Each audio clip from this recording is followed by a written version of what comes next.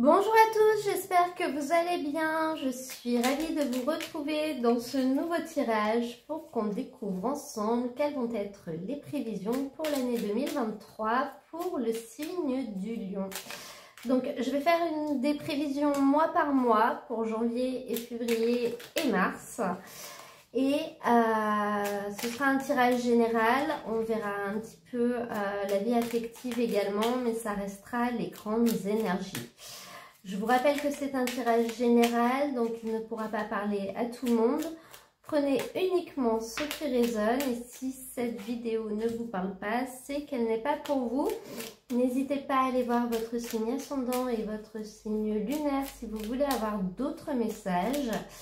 Moi là, je vais commencer par tirer toutes les cartes. Je vais accélérer un petit peu la vidéo et je vous retrouve tout de suite après pour découvrir les messages.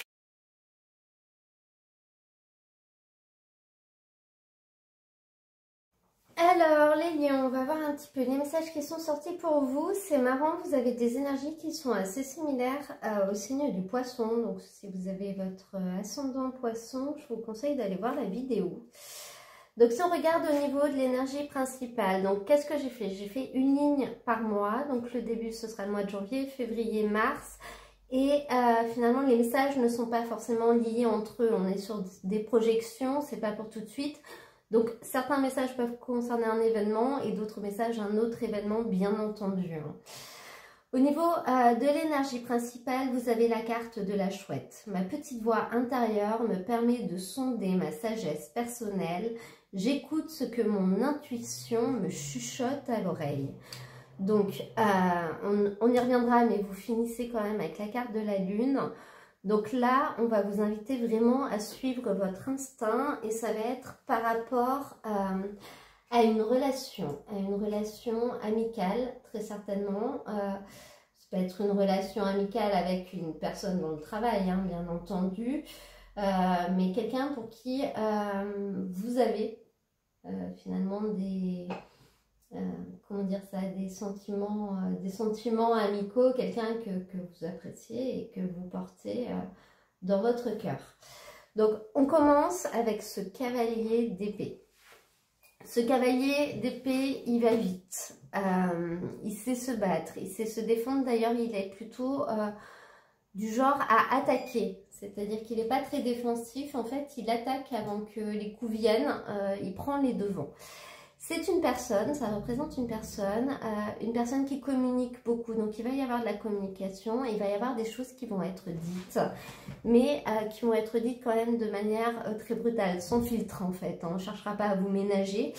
Ce cavalier d'épée, il ne laisse pas de place aux émotions. Il ne se dit pas que s'il dit les choses comme ça pourra peut-être blesser la personne en face. Il dit juste les choses.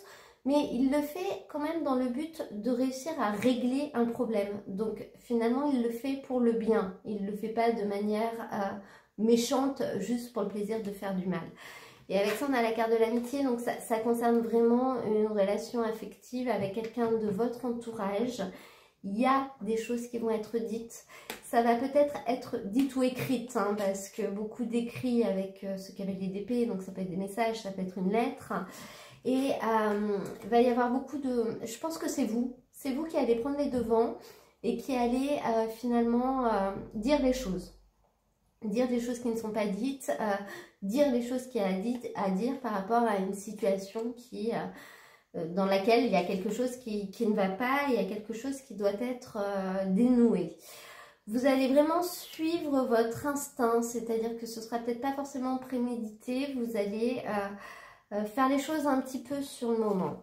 À côté de ça, avec le petit Lenormand, on a la carte du soleil et du gentleman. Donc on nous parle d'un homme qui est extrêmement chaleureux.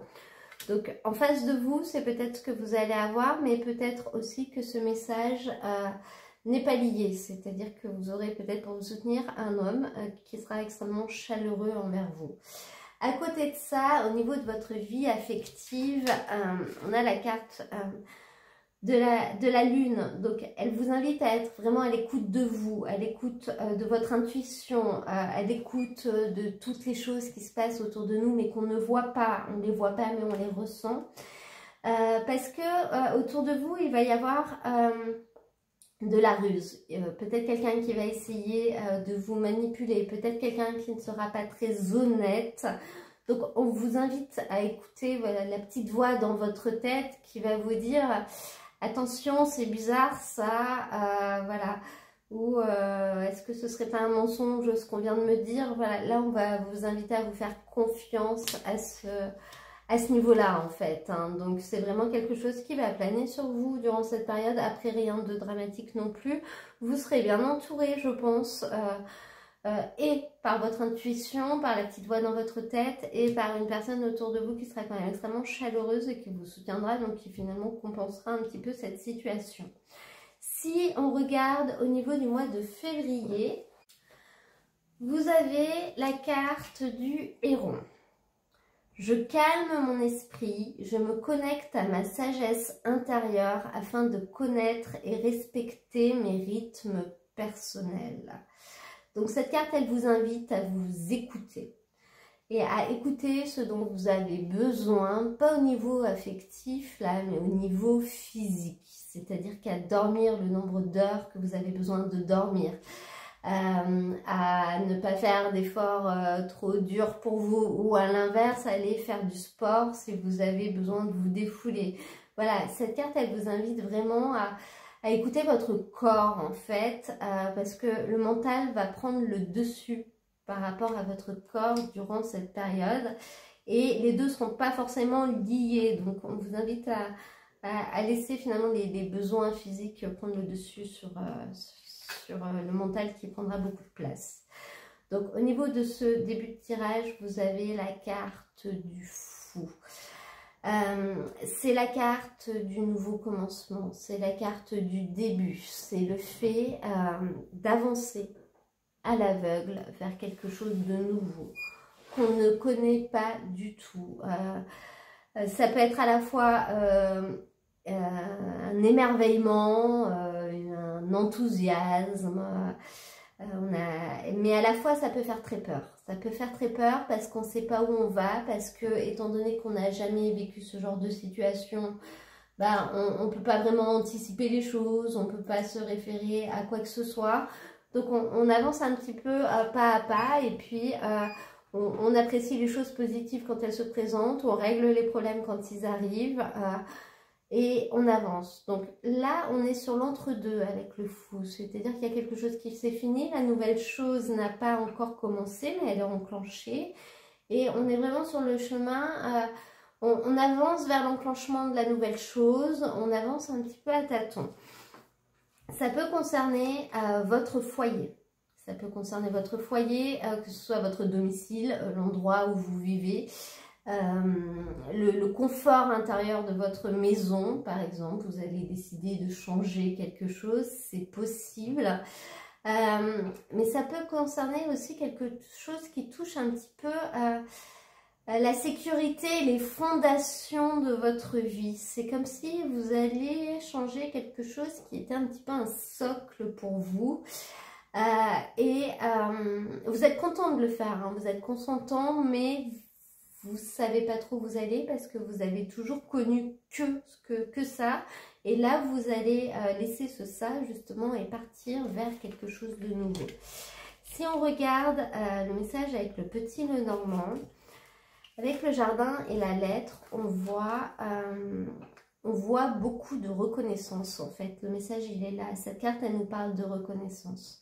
Soit on va avoir beaucoup de reconnaissance envers vous par rapport à ce que vous avez fait, soit vous allez avoir beaucoup de reconnaissance envers quelqu'un ou envers la vie pour ce qu'on vous apporte en fait.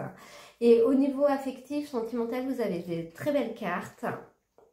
On vous parle d'un amour véritable, d'un amour sincère, d'un amour inconditionnel qui vous envoûte, qui vous passionne. Donc au niveau affectif, sentimental, ça peut être envers une personne, mais ça peut être envers les événements que vous allez vivre. Vous allez être un petit peu sur un petit nuage durant cette période. Vous allez planer, rien ne pourra vous atteindre, tout sera beau, vous serez content ou contente de ce que vous avez, vous serez pleinement épanoui au niveau sentimental. peut-être pour ça que vous aurez beaucoup de reconnaissance en fait envers les choses qui arrivent à vous.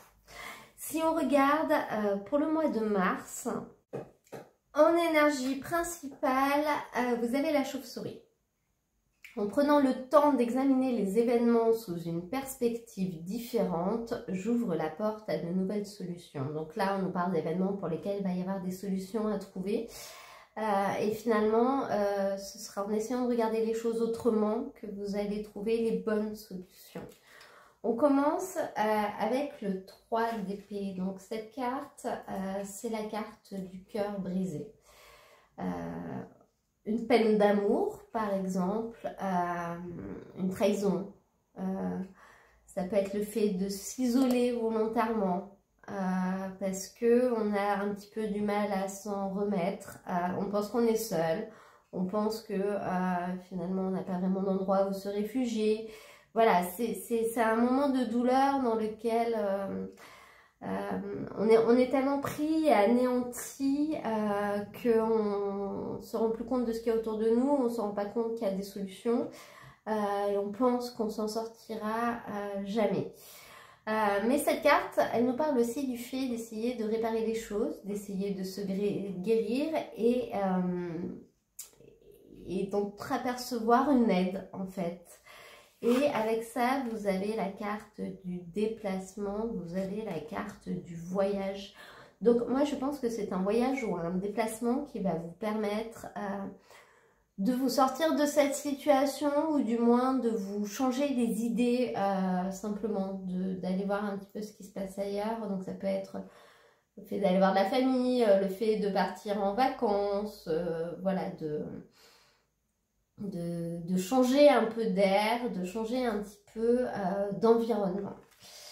Avec ça, au niveau du message qui est sorti, vous avez alors le serpent et le journal. Ce message qui nous dit, c'est qu'il va y avoir une trahison, mais ça va être un petit peu pervers, la manière dont les choses vont se passer. Ça sera un petit peu... pervers, c'est un petit peu la... Comment dire, il y aura quand même une réelle volonté de faire du mal, quoi. Ça arrivera pas par hasard. Il a fallu que je choisisse entre toi et moi, j'ai choisi moi. Là, c'est un petit peu une vraie volonté de vous laisser en plan, peut-être, hein, tout simplement, de vous laisser sur le carreau, ou, voilà. Cependant, donc ce message n'est pas forcément lié aux autres.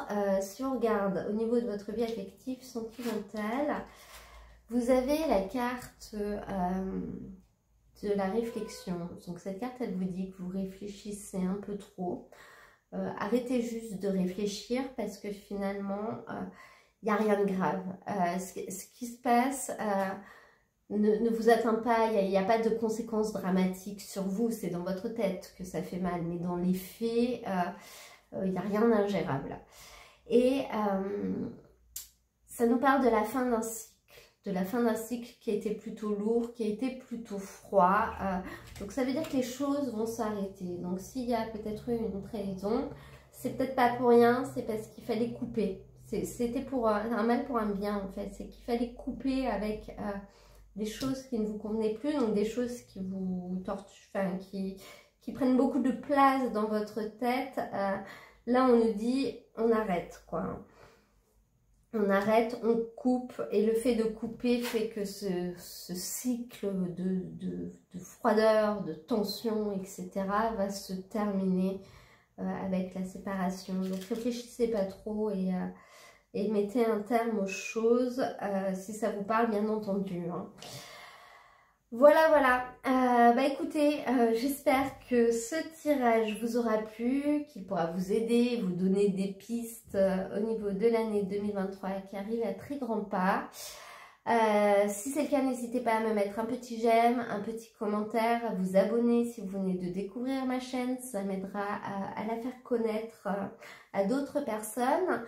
Je vous mets dans la description de la vidéo le lien vers l'ensemble des tirages de la période si vous voulez aller voir votre signe ascendant, votre signe lunaire. Je vous conseille le signe du poisson pour ceux qui sont ascendant poisson, qui a des énergies quand même assez liées aux vôtres. Et je vous souhaite en tout cas à tous une très très belle année 2023 et je vous dis à très bientôt pour un nouveau tirage.